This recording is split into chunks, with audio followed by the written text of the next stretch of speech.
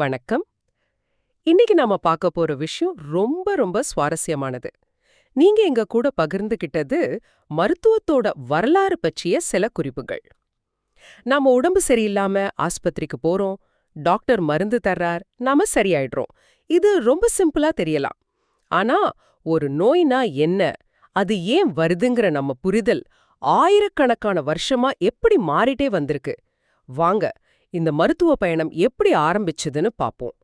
பேய் பிசாசு மேல இருந்த நம்பிக்கையில ஆரம்பிச்சு இன்னைக்கு நாம மனசையும் உடம்பையும் சேர்த்து பார்க்கற அளவுக்கு எப்படி வளர்ந்தோன்னு நீங்க கொடுத்திருக்கிற ஆதாரங்களை வச்சு ஆழமா அலசலாம். சரி, ஆரம்பத்துல இருந்து தொடங்குவோம். ஆதி மனிதனுக்கு எதுவுமே புரியல. இடி இடிக்குது, மழை பெய்யுது, எரிமலை வெடிக்குது, இதுக்கெல்லாம் காரணம் என்னன்னு தெரியாதப்போ உடம்புக்கு வர்ற வியாதி மட்டும் எப்படி புரிஞ்சிருக்கும்? அப்போ நோய்ங்கிறது ஏதோ கெட்ட சக்தி நம்ம உடம்புக்குள்ள புகுந்துருச்சு, இல்ல கடவுளோட கோவம்னு நினைச்சது இயல்பு தானே? கரெக்ட். அங்கதான் ஆரம்பிக்குது எல்லாமே. அதாவது காரணம் தெரியாத விஷயங்களுக்கு கற்பனை தான் பதில் சொல்லும்.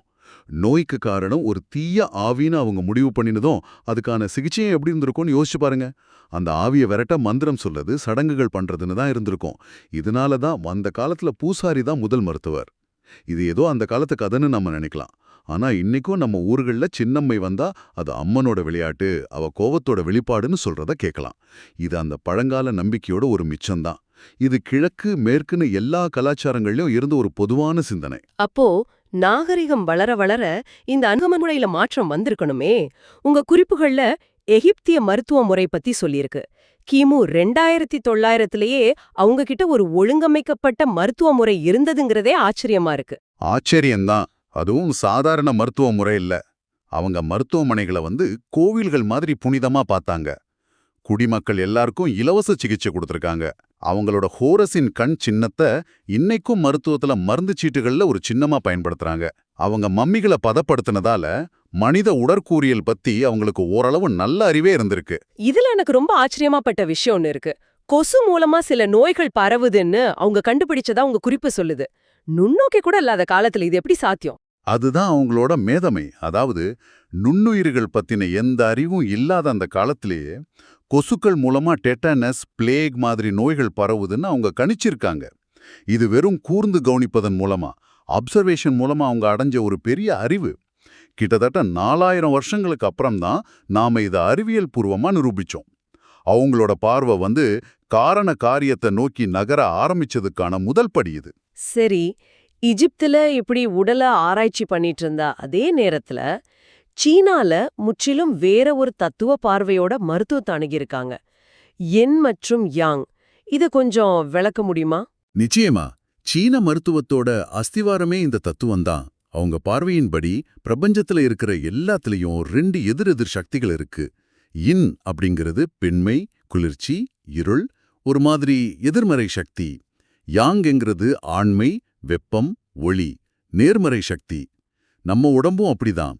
இந்த 2 சக்திகளும் சமநிலையில இருக்கும்போது நாம ஆரோக்கியமா இருப்போம். அந்த சமநிலை குலையும் போது நோய் வருது.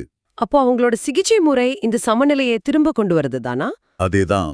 கீ, அதாவது சி அப்படின்னு ஒரு உயிர் ஆற்றல் நம்ம உடம்புல ஓடிட்டு இருக்குன்னு அவங்க நம்பினாங்க. இன்யாங் சமநிலை குலையும் போது இந்த உயிர் ஆற்றலோட ஓட்டத்துல தடை ஏற்படும். அக்குபஞ்சர் மாதிரியான சிகிச்சைகள் மூலமா அந்த தடைகளை நீக்கி உயிர் ஆற்றலை சீரா ஓட வைக்கிறது தான் உங்களோட நோக்கம். இங்கேயும் நோய்ங்கிறது உடலுக்குள் நடக்கிற ஒரு சமநிலை குலைவு தான். இதே மாதிரி சமநிலைங்கிற கருத்து இந்திய ஆயுர்வேதத்திலும் வருது. கிமு 2500லே இருந்த இந்த முறை உடல 3 தோஷங்கள் அல்லது கூறுகளா பிரிக்குது. வாதம், பித்தம், கபம். ஆமாம். இந்த 3 தோஷங்களும் சமநிலையில இருந்தா ஆரோக்கியம், சமநிலை தவறினா நோய். இதுதான் ஆயுர்வேதத்தோட மைய கருத்து. இதுல 2 முக்கியமான சிகிச்சை முறைகள் உங்க குறிப்புகள்ல இருக்கு. ஒன்னு சமண சிகிச்சை, அதாவது நோயோட தீவிரத்தை குறைச்சு அதை அமைதிப்படுத்துறது. இன்னொன்னு சோதன சிகிச்சை. இது நோய்க்கான மூல காரணத்தையே உடம்புல இருந்து வேரோட வெளியேத்துறது. இதுல தத்துவபோதிக சிகிச்சைன்னு ஒன்னு குறிப்பிடப்பட்டிருக்கு. அது ரொம்ப சுவாரஸ்யமா இருக்கு. எதிரை எதிரால் வெல்வது மாதிரி. அருமையான ஒப்பீடு. அதுதான் அந்த சிகிச்சை. இது ரொம்ப எளிமையான தர்க்கம்தான். ஒரு நோயோட தன்மைக்கு எதிரான குணமுள்ள மருந்தை கொடுக்கிறது. உதாரணமா, ஒருத்தருக்கு உடம்புல அதிக சூடு, எரிச்சல் இருந்தா குளிர்ச்சி தரக்கூடிய மூலிகைகளை கொடுப்பாங்க. சமநிலையை மீண்டும் கொண்டு வர்ற, எது குறைவா இருக்கோ அதை அதிகப்படுத்துறது, எது அதிகமா இருக்கோ அதை குறைக்கிறது. ஆக எகிப்து, சீனா, இந்தியான்னு இந்த எல்லா பழங்கால நாகரிகங்கள்லயும் நோய்ங்கிறது உடலுக்குள்ள நடக்கிற ஒரு சமநிலை குலைவுங்கிற புரிதல் இருந்திருக்கு. ஆனா அது ஏதோ ஒரு தத்துவ பின்னணியில தான் இருந்திருக்கு. சரி, இப்போ நம்ம பார்த்த எகிப்திய, சீன, இந்திய முறைகள் எல்லாத்துலயுமே இந்த சமநிலைங்கிற பொதுவான விஷயம் இருக்கு. இந்த இடத்துல இருந்து இல்ல உடம்ப ஒரு மெஷின் மாதிரி அனலைஸ் பண்ணணும்னு ஒரு பெரிய மாற்றம் வந்திருக்கணுமே, அந்த புள்ளி எது? நீங்க சரியான கேள்வியை கேட்டீங்க. அந்த புள்ளி மத்திய தரை கடல் பகுதியில, குறிப்பா கிரீக்கத்துல தான் உருவாகுது. அங்கதான் மருத்துவம் தத்துவத்துல இருந்தும் மதத்துல இருந்தும் தன்னை மெதுவா பிரிச்சுக்க ஆரம்பிக்குது. முதல்ல அஸ்க்லெபியஸ்னு ஒரு மருத்துவர். அவர் ஒரு மனுஷனாவே இருந்தாலும் அவரோட குணப்படுத்தும் திறனை பார்த்து அவரையே கடவுளாக்கிட்டாங்க. இறந்தவங்கள கூட அவர் உயிர்ப்பிச்சிடுவார்னு பயந்து கடவுள்களோட அரசனான ஜியூஸ் அவரை கொன்னுட்டார்னு ஒரு கதை இருக்கே.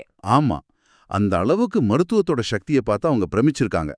ஆனா இந்த மாதிரி புராண கதைகள்ல இருந்து மருத்துவத்தை பிரிச்சு தர்க்கத்தோட தளத்துக்கு கொண்டு வந்தது ஹிப்போக்ரட்டிஸ் தான். அதனால தான் அவரை நாம மருத்துவத்தின் தந்தைன்னு சொல்றோம். ஹிப்போக்ரட்டிஸ் செஞ்ச முக்கியமான விஷயம் என்ன? அவரோட 4 திரவங்கள் கோட்பாடு இன்னைக்கு பார்க்கும்போது தவறா இருக்கலாம். ஆனா அந்த காலகட்டத்துல அது ஏன் அவ்வளோ பெரிய விஷயமா பார்க்கப்பட்டது? மிக முக்கியமான கேள்வி இது. அவர்தான் முதல் முறையா நோய் என்பது கடவுள் கொடுக்கிற தண்டனை இல்ல, அது வெளியிலிருந்து வர்ற சாபமும் இல்லைன்னு சொன்னார். அது நம்ம உடம்புக்குள்ளேயே நடக்கிற ஒருவித ரசாயன குளறுபடி அப்படின்னு தைரியமா சொன்னார். மனித உடம்புல இரத்தம், சளி, மஞ்சள் பித்தம், கரும்பித்தம்னு 4 திரவங்கள் இருக்கணும். இந்த 4ம் சமநிலையில இருந்தா ஆரோக்கியம், சமநிலை தவறினா நோயின்னு ஒரு கோட்பாட்டை முன்வச்சார். நோய்க்கான காரணத்தை கடவுள்கிட்ட இருந்து மனித உடலுக்குள்ள கொண்டு வந்ததே அவரோட முக்கியமான சாதனை.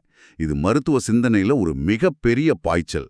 அப்போ கடவுளோட கோபத்துக்கு பரிகாரம் பண்றதுக்கு பதிலா உடம்புல இருக்கிற குளறுபடிய சரி பண்ணினா போதும்னு மருத்துவம் யோசிக்க ஆரம்பிச்ச இடம் இதுதான். மிக சரியா சொன்னீங்க. இதுக்கப்புறம் அந்த ரோமானியர்கள் கிரேக்க மருத்துவத்தை அப்படியே எடுத்துக்கிட்டாங்க. அதுல கேலன்ங்கிற ஒரு மருத்துவரோட பங்களிப்பு ரொம்ப முக்கியமானது. ஹிப்போக்ரட்டிஸோட 4 திரவங்கள் கோட்பாட்டை அவர் இன்னும் விரிவுபடுத்தினார். அவரோட எழுத்துக்களும் கோட்பாடுகளும் தான் அடுத்த 1300 வருஷங்களுக்கு ஐரோப்பாவிலையும் மத்திய கிழக்கிலையும் மருத்துவ உலகத்தோட வேதவாக்கா இருந்துச்சு. அவரை யாரும் கேள்வி கேட்கவே இல்லை. ஆனா கேலனோட கோட்பாடுகள் பல நூற்றாண்டுகளா ஆதிக்கம் செலுத்திட்டு இருந்ததுன்னு சொல்றீங்க. அத ஒருத்தர் கேள்வி கேட்கவே அவ்வளவு நாள் ஆகிடுச்சு இல்லையா?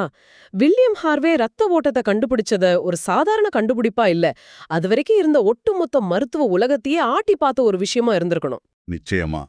மறுமலர்ச்சி காலங்கிறது வெறும் கலை இலக்கியத்துல மட்டும் நடக்கல, அது அறிவியல்லையும் நடந்தது.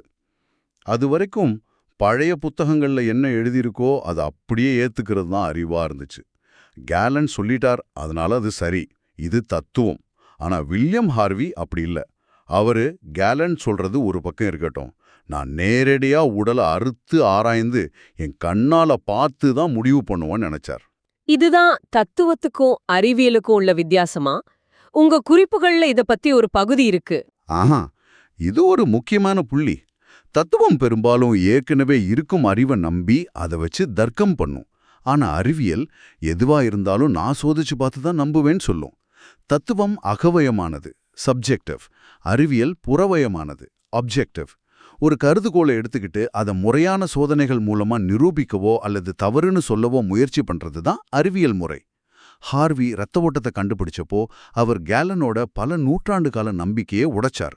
மருத்துவத்தை தத்துவத்திலிருந்து அறிவியலை நோக்கி நகர்த்தின முதல் பெரிய அடி இதுதான். அந்த புள்ளில இருந்து எல்லாமே வேகமா மாற ஆரம்பிச்சிருக்கும்னு நினைக்கிறேன்.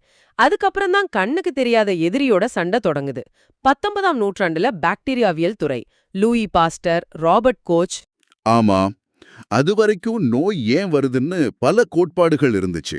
ஆனா முதன்முறையா நோய்க்கான உண்மையான காரணம் கண்ணுக்கு தெரியாத நுண்ணுயிர்கள் தான் அப்படின்னு பாஸ்டரும் கோச்சும் நிரூபிச்சாங்க. இது மருத்துவ உலகத்துல ஒரு புரட்சி. முதன்முறையா எதிரி யாருன்னு நமக்கு தெரிஞ்சது. அதுக்கப்புறம்தான் தொற்று நோய்களை எப்படி தடுக்கிறது, எப்படி குணப்படுத்துறதுன்னு நமக்கு ஒரு தெளிவு கிடைச்சது. தடுப்பூசிகள், நுண்ணுயிர் எதிர்ப்பிகள், அதாவது ஆன்டிபயோட்டிக்ஸ் மாதிரியான கண்டுபிடிப்புகள் லட்சக்கணக்கான உயிர்களை காப்பாத்துச்சு. அப்போ நோய்க்கான காரணம் தீய ஆவிகள்ல ஆரம்பிச்சு உடலின் சமநிலை குலைவு, இப்போ நுண்ணுயிரிகள்னு வந்து நிக்குது. இதோட இந்த தேடல் முடிஞ்சிடுச்சா? இல்ல இன்னைக்கு நம்ம புரிதல் இன்னும் அடுத்த கட்டத்துக்கு போயிருக்கா? உங்க குறிப்புல உயிரியல் கருத்து, அதாவது பயாலஜிக்கல் கான்செப்ட் அப்படின்னு கடைசியா ஒண்ணு இருக்கு. இந்த இடத்துல தான் இந்த மொத்த பயணமும் வந்து இணையுது. ஆமா, நுண்ணுயிரிகள் நோயை உண்டாக்குது. ஆனா ஒரே நுண்ணுயிரி ஒருத்தரை பாதிக்கும்போது இன்னொருத்தரை ஏன் பாதிக்கிறதில்ல? இங்க தான் நம்ம புரிதல் இன்னும் ஆழமாகுது. நோய்ங்கிறது வெறும் உடம்புல ஏற்படுற ஒரு பிரச்சனை மட்டும் இல்ல. அது ஒரு மனிதனோட உடல், அவனோட மனம், அவன் வாழ்ற சமூகம், அவனோட உளவியல், இது எல்லாத்துக்கும் இடையில நடக்கிற ஒரு சிக்கலான எதிர்வினை. அதாவது ஒருத்தரோட மன அழுத்தம் அவரோட நோய் எதிர்ப்பு சக்தியை குறைக்கலாம். அதனால அவருக்கு சீக்கிரம் தொற்று ஏற்படலாம். அப்படிதானே? மிகச்சரியா. மனமும் உடம்பும் ஒன்னோடொன்னு பிரிக்க முடியாதபடி பிணைஞ்சிருக்கு. இதுதான் அந்த முழுமையான ஹோலிஸ்டிக் பார்வை. இன்னைக்கு ஒரு நல்ல மருத்துவர் ஒரு நோயாளிக்கு சிகிச்சை அளிக்கும்போது அவரோட உடல்நிலையை மட்டும் பார்க்க மாட்டார். அவரோட மனநிலை எப்படி இருக்கு, அவரோட குடும்ப சூழல், வேலை சூழல் எப்படி இருக்குன்னு விசாரிப்பார்.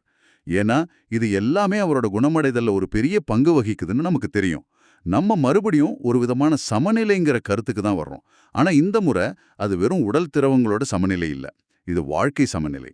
அப்படியானால் தீய ஆவிகள்ல ஆரம்பிச்ச நம்ம பயணம் உடலுக்குள்ள இருக்கிற திரவங்களின் சமநிலையின்மை, அப்புறம் உடலுக்கு வெளியே இருக்கிற நுண்ணுயிரிகள்னு பயணிச்சு, இப்போ மீண்டும் உடல், மனம், சமூகம்னு எல்லாத்தையும் இணைச்சு பார்க்கிற ஒரு முழுமையான பார்வைக்கு வந்து சேர்ந்திருக்கோம். மனிதன் தனக்கு ஏற்படுற துன்பத்துக்கான காரணத்தை அறிய எவ்வளவு ஒரு நீண்ட ஆழமான பயணத்தை மேற்கொண்டிருக்கான்னு நினைக்கும் போது ஆச்சரியமா இருக்கு. ஆமா, இந்த நீண்ட பயணத்திலிருந்து நாம கத்துக்க வேண்டிய ஒரு முக்கியமான பாடம் இருக்கு. உங்க ஆதாரத்துல கடைசியா ஒரு வரி இருக்கு. பழைய பிழைய புதிய சொற்களில் நாம் மீண்டும் செய்தால் அதில் உண்மையான ஆதாயம் எதுவும் இல்ல அப்படின்னு. இது நம்மள ரொம்ப ஆழமா சிந்திக்க வைக்கும் ஒரு விஷயம். ஒரு காலத்துல கேலனோட கோட்பாடு தான் மறுக்க முடியாத உண்மையா இருந்துச்சு. ஆனா இன்னைக்கு அது ஒரு வரலாற்று பிழையா பார்க்கப்படுது. நீங்க என்ன சொல்ல வரீங்கன்னு புரியுது.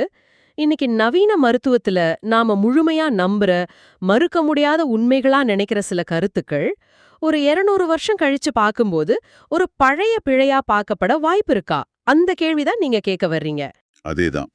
வரலாறு நமக்கு கத்துக் கொடுக்கிற பாடம் அதுதான். நம்ம அறிவு வளர வளர நம்ம உண்மைகளும் மாறிட்டே இருக்கும். இந்த புரிதலோட மருத்துவத்தை அணுகிறது தான் உண்மையான அறிவியல் மனப்பான்மை. வரலாறிலிருந்து நம்ம உண்மையிலே கற்றுக்கொள்கிறோமா இல்லையாங்கிறது அந்த மனப்பான்மையில தான் இருக்கு. இதுதான் நீங்க பகிர்ந்துகிட்ட இந்த ஆதாரங்கள் எழுப்புற முக்கியமான கேள்வி.